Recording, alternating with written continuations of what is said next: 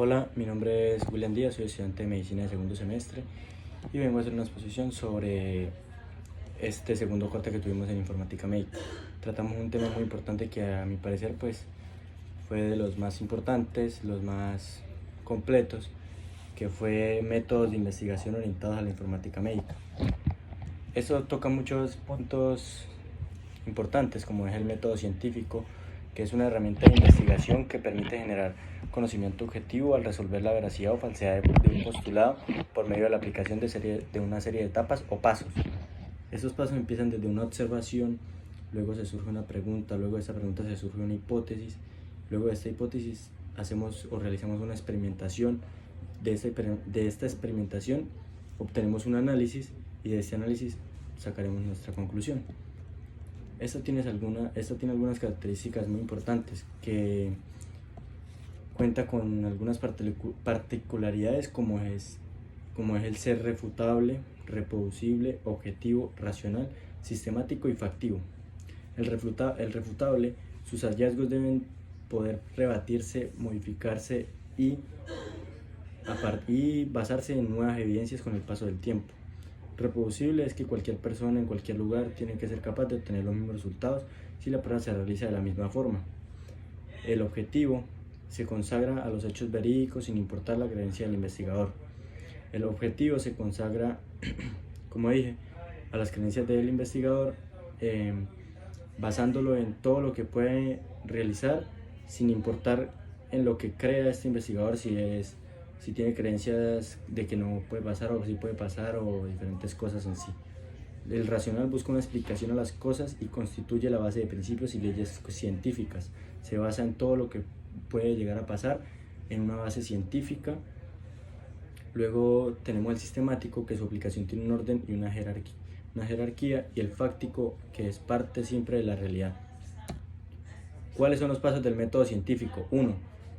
La observación consiste en encontrar el tema relevante que se quiere observar o comprender y merecer ser objeto de investigación para recoger datos de la realidad.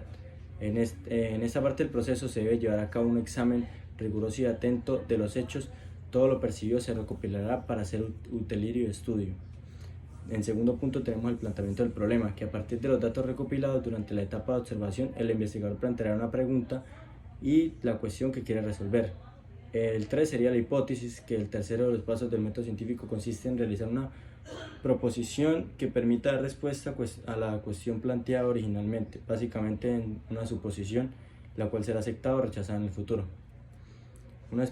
El cuarto y último paso es la experimentación. En esta etapa se busca demostrar o refutar la hipótesis por medio de uno o varios experimentos, tomando en cuenta los elementos que hay a su disposición. Se trata de simular el fenómeno estudiando de forma específica para su evolución. De seguido a este tenemos el quinto y el sexto, que es el quinto es el análisis, que en este paso intermedio en el que anota y analiza todos los datos obtenidos durante la experimentación con el objetivo de facilitar su comprensión. ¿Para qué? Para resumir y representar la información si se realizan cálculos, gráficos, resúmenes y o tablas. Luego de este análisis tenemos la conclusión, que una vez recopilada toda la información de forma comprensible se expondrán todas las conclusiones y se procederá a redactar la teoría correspondiente o a exponer la respuesta del problema. Tenemos la reacción científica. La reacción científica es la transmisión de una señal clara al receptor. La palabra de esta señal deben ser tan claras, sencillas y ordenadas como sea posible. La reacción científica no tiene necesidad de adornos ni cabida para ellos. Las características fundamentales de la reacción científica es la claridad. El éxito de la experimentación científica es el resultado de una mente clara que aborda un problema claramente formulado y llega a unas conclusiones claramente enunciadas. La reacción científica se basa en el método IMRI. Seguido de esto para tener una buena reacción científica necesitamos tener 3 principios básicos en la reacción científica. 1, que debe ser la precisión. 2, que debe ser la claridad. Y la tercera, que debe ser en brevedad, que debe ser rápido. ¿Qué pasa cuando hablamos de precisión? Se consigue utilizando la palabra que se expresa exactamente lo que quiere decir, evitando expresiones coloquiales, palabras comodín que diluyen el significado. En lugar de decir hacer un informe, podemos utilizar redactar un informe. La claridad es un informe si queremos que el texto se entienda perfectamente. Por tanto, Es conveniente huir de un lenguaje oscuro y apuloso que oculte las ideas principales del autor en beneficio de una redacción clara y directa, preferiblemente en voz activa y siguiendo un orden lógico. Por último, debemos optar por la brevedad en la expresión de la información, diciendo únicamente lo que necesita ser dicho, evitando la palabrería y la redundancia. Bibliografía. Es el listado de referencias consultadas en la construcción de un escrito que lo acompaña en un espacio determinado para indicar la fuente original del dato, reforzar argumentos propios y comparar sobre el análisis de otros autores producto del proceso de investigación. ¿Para qué sirve esta bibliografía? 1. Permite al lector profundizar su conocimiento. 2. Acreditar la calidad del trabajo editorial. 3. Demostrar el respeto de los derechos de autor.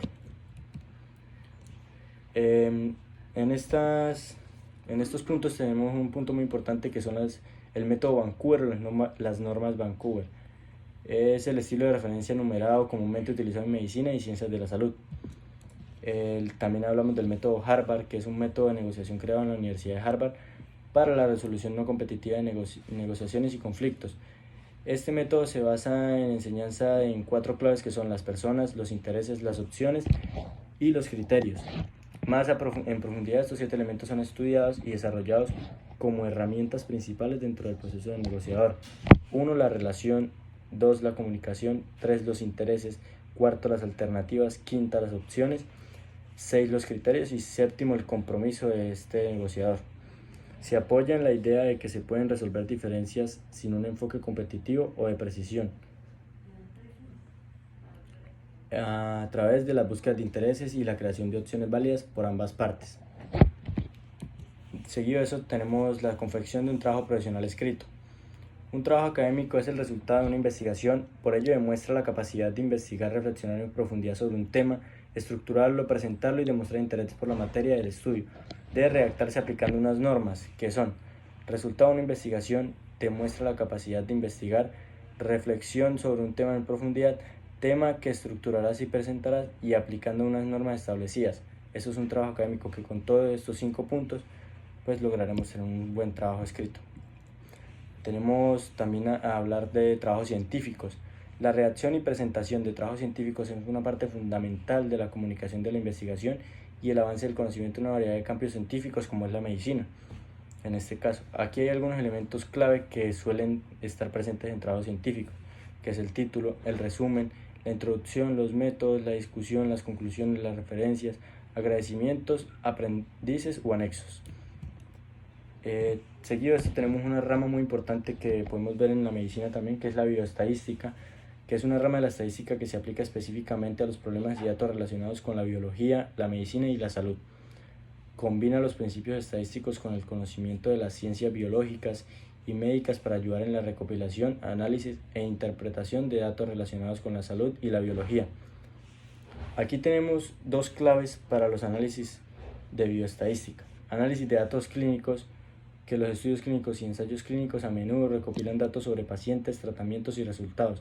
La bioestadística se utiliza para analizar estos datos y determinar la efectividad de los tratamientos médicos, identificar efectos secundarios y tomar decisiones basadas en la evidencia. La epidemiología. La bioestadística es fundamental en la epidemiología, donde se utilizan métodos estadísticos para analizar datos de salud poblacional, identificar factores de riesgo para las enfermedades y evaluar propagación de enfermedades infecciosas. También hay otros 4 puntos, que es la investigación en genética y biología. La bioestadística se aplica en estudios genéticos para identificar variantes genéticas asociadas con enfermedades y entender la herencia de los rasgos biológicos. También hablamos de investigación epidemiológica ambiental, que esta área de la bioestadística se utiliza para analizar datos relacionados con la exposición a contaminantes ambientales y sus efectos en la salud humana. El control de calidad en laboratorios clínicos. Se utiliza la bioestadística en esta rama para garantizar la precisión y precisión de las pruebas médicas como análisis de sangre y orina. Seguimos con la modelización matemática en epidemiología. También se utiliza la bioestadística en esta para la creación de modelos matemáticos para predecir propagación de enfermedades y evaluar el impacto o el efecto de intervenciones de salud pública como la vacunación. Podemos hablar de en estas investigaciones científicas podemos hablar de algo que se llama la producción de gráficos. desempeña un papel fundamental en la visualización y comunicación de datos. Los gráficos ayudan a resumir la información de manera efectiva y a facilitar comprensión de los patrones y tendencias en los datos. Aquí hay algunos pasos generales que para producir datos de manera efectiva. Está el gráfico cartesiano, gráfico en figuras geométricas y cartogramas. Ya pues con esto tenemos unos puntos finales, pero para finalizar hablaré de algo muy importante, que es la epidemiología, que es una rama de la salud pública que se enfoca en el estudio de la distribución, frecuencia y determinantes de las enfermedades y condiciones de salud en poblaciones humanas. Aquí hay algunos conceptos claves relacionados con la epidemiología, que es como la distribución de enfermedades, que la epidemiología examina cómo se distribuyen las enfermedades en una población en términos de ubicación geográfica, edad, grupo étnico, género y otros factores demográficos. También está la frecuencia de enfermedades. La epidemiología busca determinar con qué frecuencia ocurren estas enfermedades en una población, lo que implica un cálculo de tasas de incidencia y tasas de prevalencia. Están también los determinantes de enfermedades, que la epidemiología investiga los factores que contribuyen al desarrollo y la propagación de enfermedades que pueden influir en factores genéticos, ambientales, sociales y de comportamiento. Prevención y control de enfermedades. A través de la recopilación y análisis de datos se pueden desarrollar estrategias para prevenir y controlar estas enfermedades. Esto puede incluir implementación de políticas de salud pública, campañas de vacunación, promoción de comportamientos saludables y otras intervenciones. Por último, tenemos la investigación epidemiológica. Los epidemiólogos utilizan una variedad de métodos de investigación, incluidos estudios observacionales y ensayos clínicos, para recopilar datos y evaluar la relación entre factores de riesgo y enfermedades. Ya con esto finalizamos. Este fue mi video sobre mi segundo corte, que fue este punto el más importante que pude resaltar. Y muchísimas gracias por prestar atención a este video.